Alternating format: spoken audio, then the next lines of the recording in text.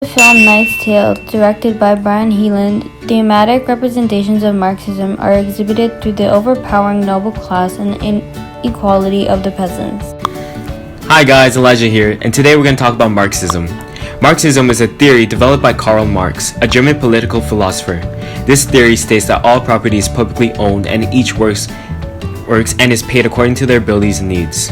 This gives equal rights and freedoms to both the bourgeoisie, who are the owners of the means of production, and the capitalists, and the proletarians, the working class and the poor. To have a clear picture, let's look at two glasses. One is empty and the other one's full. The empty one would be the proletarians, and the full glass of water would symbolize the bourgeoisie.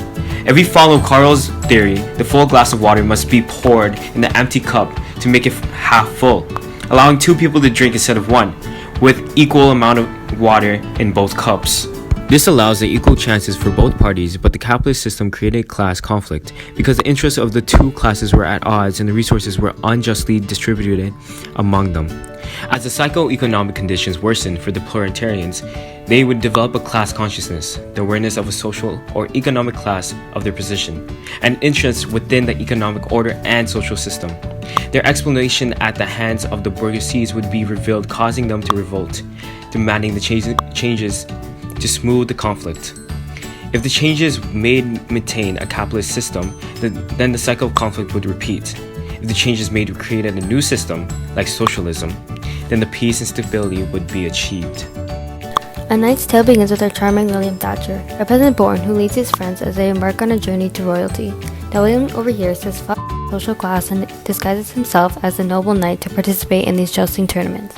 He was pretty good for a peasant and even won a myriad of tournaments. His bold persona even gets the attention of the fair maiden Jocelyn, a beautiful woman of royalty, who ends up falling head over heels for him. Now this wouldn't be a medieval story without that annoying character, and in Knight's Tale we got Count Adhemar. Adhemar is like that rich kid at school who has everything, including the limitless ego, and does anything to be at the top. While this guy and William go back and forth, fair and square, fair and circle, because a lot of concerns are cut. Anyways, let's get on to the good stuff. In the film Knight's Tale, directed by Brian Heeland, the macro representations of Marxism are exhibited through the overpowering noble class and the inequality of the peasants. Rather than discussing how the film portrays the ideologies of Marxism, we will instead talk about how Marxism is not present in the film. So to start all off, let's talk about the manipulation of power within the nobles.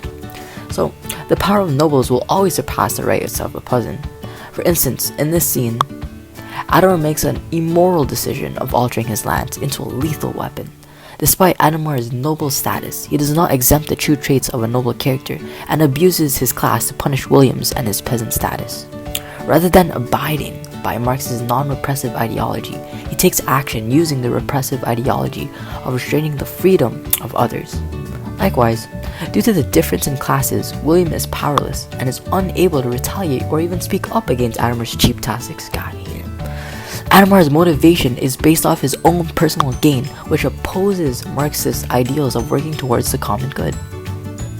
Although there are clearly negative impacts of the noble's powerful class, there are still positive implementations of power.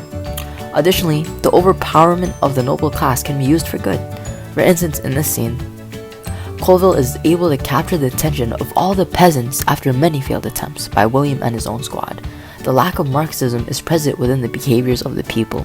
When a mere peasant like Geoffrey attempted to control and talk to the crowd, they were quickly shut down due to their inferior classes. However, once Colville spoke a few words, he easily controlled the riot due to his own superior class. Once the crowd felt a sense of power between themselves and William, they abandoned their sense of equality and mistreated him. Rather than cooperating together and showing a sense of equality, they took a selfish and competitive path by belittling one of the lowest classes. As we can all see, the Knight's Tale shows the inequality of social classes and the bizarre power of high-class individuals, seen through characters such as Adhemar, who abuses his power for evil, in comparison to Colville, who uses his power for the good. Now, let's move on to the next part. There is a great deal of inequality between men and women within the movie A Knight's Tale. In this scene, Kate is not taken seriously as a blacksmith because she is a woman. Instead of the men allowing Kate to show them that she has the skills, they judge and laugh at her. The Marxist theory states that everyone should be able to work based on their ability and needs. Kate works as a blacksmith because she needs the money and it is something that she is good at. The other blacksmiths look down at Kate, just like the nobles look down on those who are of a lower class than them. Even William uses the fact that the other blacksmiths don't believe Kate can do the job of a blacksmith against her so that he may get what he wants. Marxism states that all property is publicly owned and each works and is paid according to their abilities and needs. Count Adhemar is of the higher class and he takes advantage of it and does not value the lower class. But overpower of the noble can be used for good, just like how Colville did. But throughout the whole movie, there is an inequality between man and woman. A Knight's Tale lacks the ideologies of Marxism, and there is a good amount of overpower from the nobles and a lack of equality for peasants.